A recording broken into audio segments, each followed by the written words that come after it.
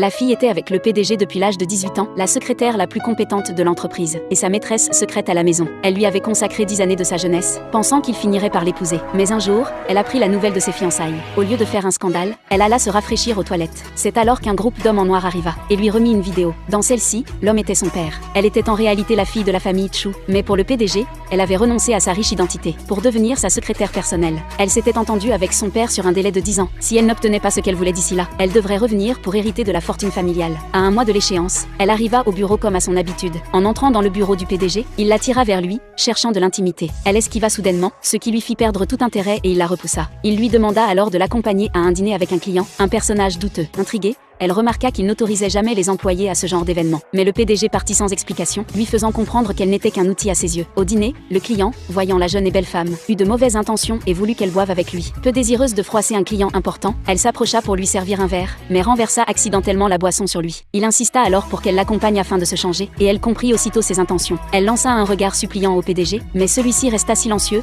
laissant le client l'emmener. Pour échapper à son harcèlement, elle proposa de l'aider à acquérir un terrain dans la ville de l'Ouest, appartenant à la famille Chu, et destiné à être la dot de la fille Chu, terrain que la famille refusait de vendre à n'importe quel prix. Elle affirma connaître la fille et pouvoir convaincre la famille de le vendre. Le client se demanda pourquoi elle l'aidait lui plutôt que le PDG, mais elle ne faisait cela que pour se venger de ce dernier. Ils conclurent un accord, et en sortant, le PDG les attendait dehors, ayant anticipé leur sortie. Son assistant avait remarqué son humeur étrange, et demanda immédiatement au client de partir. Le PDG commença à interroger la fille sur ce qu'il s'était passé à l'intérieur. Elle répondit avec provocation qu'elle y était restée 20 minutes. Ne savait-il pas ce qu'elle faisait? Il interpréta mal ses paroles comme une trahison. Le lendemain, il ordonna à son assistant de donner une leçon au client. Pendant ce temps, la fille apporta des documents à signer. En voyant son air glacial, il fut encore plus furieux et l'emmena à l'hôpital, ordonnant un examen complet, en particulier gynécologique, et exigeant les résultats en moins d'une demi-heure. Elle le fixa, incrédule, ne s'attendant jamais à autant de cruauté. Impuissante, elle s'allongea sur la table d'examen, se remémorant les moments tendres qu'ils avaient partagés, ne comprenant pas comment ils en étaient arrivés là. Le médecin revint rapidement avec les résultats, confirmant qu'elle était en parfaite santé, et le PDG fut enfin soulagé. Mais son cœur à elle était brisé. Elle sortit alors une lettre de démission, décidée à mettre fin à cette relation sans nom. Le PDG prit la lettre et la brûla, décidant cette nuit-là de déménager ses affaires. Pour la menacer